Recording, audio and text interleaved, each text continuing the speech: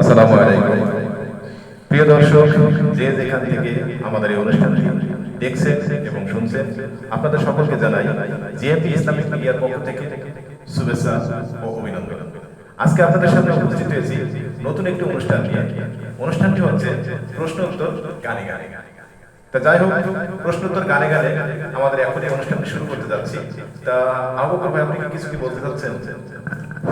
বললেন গানে গানে প্রশ্ন উত্তর, গানটা গাইবে কেটা, উত্তর দেবে কেটা, এটা তো কিছু বুঝলাম না। হ্যাঁ হ্যাঁ, অবশ্যই।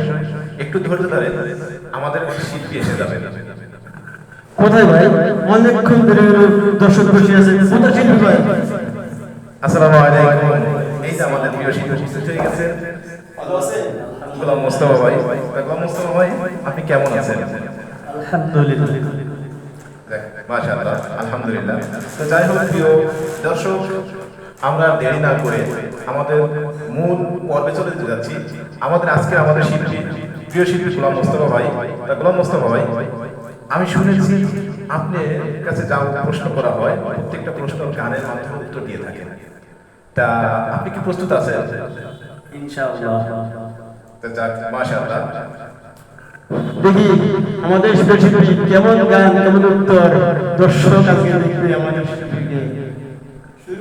ইনশাআল্লাহ দোয়া করেন আল্লাহ যেন আমাদের প্রিয় শিল্পীকে আমাদের সেই কাঙ্ক্ষিত প্রশ্ন এবং সেই উত্তরটা দিতে পারে। তা গোলাম মোস্তফা ভাই, আমরা মূল পর্বে চলে যেতে চাচ্ছি। আপনাকে প্রথমেই প্রশ্ন করতে চাই, আপনি কেমন আছেন? আলহামদুলিল্লাহ, আলহামদুলিল্লাহ, আলহামদুলিল্লাহ, আলহামদুলিল্লাহ। আরে বাহ, প্রথম প্রশ্নেই আপনি সুন্দরভাবে উত্তর দিয়েছেন, শুকরিয়া আদায় করেছেন। আমরা শুকরিয়া আদায় করি, আলহামদুলিল্লাহ। এটা উত্তর হলো, এটা তো প্রশংসা, আলহামদুলিল্লাহ। উনি কেমন আছে যে শুধু আলহামদুলিল্লাহ বললেন। শুকরিয়া আদায় করার এখান থেকে কি বলে আমাদের প্রিয় শিল্পী? হ্যাঁ, প্রথম কাউকে কোনো ভালো মতো জিজ্ঞেস করলে আলহামদুলিল্লাহ বলতে হয়। এটা হচ্ছে কি ইসলামের একটা সৌন্দর্য। তা মাশাআল্লাহ, আমি তো আজিব, তো কিভাবে সম্ভব? তা যাই হোক, আমি আমার দ্বিতীয় প্রশ্নে চলে যেতে যাচ্ছি। তাই এমন একটা প্রশ্ন করব যে উত্তরটা দিতে যেন একটু কষ্ট হয়। তা যাই হোক ভাই, আপনার মা বাবা কি জীবিত আছেন? আমি যখন ছোট ছিলাম, ছিল কত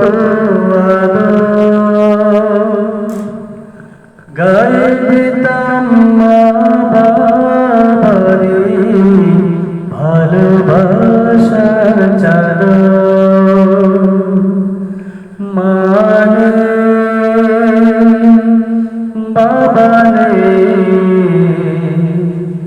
কেউ করে না এখন তো আর আগের মতো আদর। বাহ, খুব সুন্দর। আসলে আপনার গানের মাধ্যমে আমরা বুঝে নিলাম যে আপনার পিতামাতা জীবিত নেই। তা আমরা দোয়া করি আপনার পিতামাতা যেন আল্লাহ জান্নাত নসিব করুন, আমিন। দেখ ভাই, আমি একটা উত্তর দিলেন, সবার কাছে অনুরোধ, বাবা মা বাঁচতে গেলে সম্মান করুন, সম্মান করুন বাবা মা সবার উপরে। বাহ, আমি তো দুইটা প্রশ্ন করলাম, দুইটা প্রশ্নই খুব সুন্দরভাবে উত্তর দিয়ে ফেলেছেন। এখন আমি তো অবাক হয়ে যাচ্ছি। তা এবার এমন একটা প্রশ্ন করতে চাই আবু বকর ভাই, তা যে প্রশ্ন উত্তর দিতে জানো কষ্ট হয়। তা যা হোক ভাই, আপনি শিল্পী কিনা? আমি তো জানি না শিল্পী কিনা, তবে মাঝে মাঝে ইসলামী গান আচ্ছা, যাক, মাঝে মধ্যে ইসলামী গান গান। তা মাঝে মধ্যে গাইলে হবে না ভাই, সব সময় গাইতে হবে। তা যাক, আপনারা কিছু বলতে চাচ্ছেন? ভাই ভালো কথা বললো, মাঝে মাঝে ইসলামী গান গাই না ভাই, আপনি সব সময় আমাদেরকে ইসলামী গান জীবিত করবেন, শুধু আমাদেরকে না, দেশ এবং জাতিকে কিছু শিখাবেন ইসলামের মাধ্যমে, এই আমি আপনার কাছে কামনা করি। অবশ্যই অবক্ষ ভাই খুব সুন্দর কথা বলেছেন, আমাদের এটাই আপনার প্রতি আশা। যাই হোক, মন মুশকিলে পড়ে গেলাম ভাই। তা প্রিয় দর্শক, আপনারাও কিছু প্রশ্ন যদি আমাদেরকে দিতেন, তা সেই প্রশ্নটা করে দেখতাম গোলাম মোস্তফা ভাই উত্তর দিতে পারেন কিনা। তা যাই হোক, আমি আরেকটি প্রশ্ন আমার মনে জেগেছে, মনে এসেছে প্রশ্নটি হচ্ছে এবারে কঠিন একটা প্রশ্ন করব। আচ্ছা বলেন তো, আপনার জীবনের লক্ষ্য উদ্দেশ্য কি?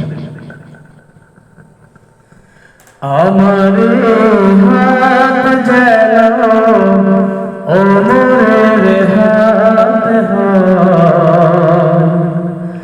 আমার মুখ যেন হাসানের মুখ হয়, আমার অন্তর সারাটি জীবন ভর যেন আবু বকরের ঈমানটুকু ধরে রাখ। বাহ, খুব সুন্দর। আমাদের প্রত্যেকটা মুসলিমের ভাইয়ের যে গানের মাধ্যমে যে কথাগুলো বলেছেন, প্রত্যেকটা মুসলমানের এমনই লক্ষ্য উদ্দেশ্য হওয়া উচিত। তা আপনি কি কিছু বলতে চাচ্ছেন না? খুব সুন্দর, মানে একটা কথা বলছেন ওমর। আমরা ওমর দেখতেছে আমাদের ভাইয়ের মাধ্যমে বা এমন একটা গান আমাদেরকে ভবিষ্যৎ উপহার দিবেন, আবু বকর ওমর দুজন আমরা গান দেখতে পাই, আমি ভাইয়ের কাছে আশা করি ইনশাআল্লাহ। প্রিয় দর্শক, আমি কিন্তু ব্যর্থ হয়ে যাচ্ছি। তা আমার তো পালিয়ে যেতে ইচ্ছা করছে, যে আমি আর প্রশ্ন খুঁজে পাচ্ছি না। তা যাই হোক, তারপরেও একটু প্রশ্ন করি। তা ভাই, আমি আরেকটি প্রশ্ন করবো এইবার আপনাকে।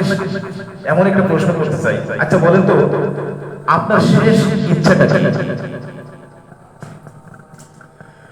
মরতে হবে যখন শহীদ মরণ দিও আমাকে, মরতে হবে যখন শহীদ মরণ দিও আমাকে, শাহাদাত জানি শুধু জীবন, সে জীবন দিও আমাকে, মরতে হবে যখন শহীদ মরণ দিও আমাকে। মাশাআল্লাহ। তা ভাইজান, আপনাকে আমি আরেকটা ব্যক্তিগত প্রশ্ন করতে চাই। প্রত্যেকটা মানুষই বিয়ে করা ফরজ, বিয়ে করতেই হবে। তারপর আমি একটু প্রশ্ন করতে চাই, তা আপনি বিয়ে করেছেন, আশা করি ইনশাআল্লাহ বিয়ে করেছেন, আলহামদুলিল্লাহ। তবে আপনার ছেলে মেয়ে কতজন?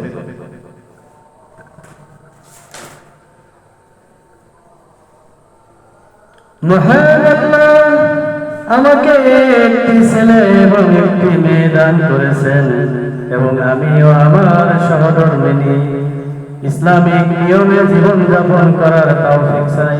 মহান রব্বুল আলামিন যেন আমাদের সারা জীবন ইসলামের ছায়াতলে থাকার তৌফিক দান করে।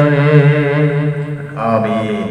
মাশাআল্লাহ। তাহলে জেনে নিলাম যে আপনার একটি ছেলে এবং একটি মেয়ে আছে। তা যাই হোক, তা আমি এই বিষয়ে কিছু বলতে চাচ্ছি না। আমার আবু বকর ভাই এই বিষয়ে নিয়ে দুইটা কথা বলে। যাক ভাই, গান ফেলাম না, ওয়াজ ফেলাম, সবকিছুই গানে গানে ফেলাম, লাস্ট উত্তর ফেলাম সন্তান ওয়াজের মাধ্যমে। তা আমিও ভাইয়ের কাছে অনুরোধ করবো, যদি আপনার কোনো সন্তান থেকে ছেলে হয়, তাকে আমাদের দেশে বিখ্যাত আলেমের মতন ময়দানে ওয়াজ করতে পারে এরকম বানাবেন। উৎসব গানে গানে সন্তানদেরকে এলেম শিক্ষা দেওয়ার জন্য, ময়দানে ওয়াজ করে বেড়ানোর জন্য, ইসলামী আহ্বান করার জন্য।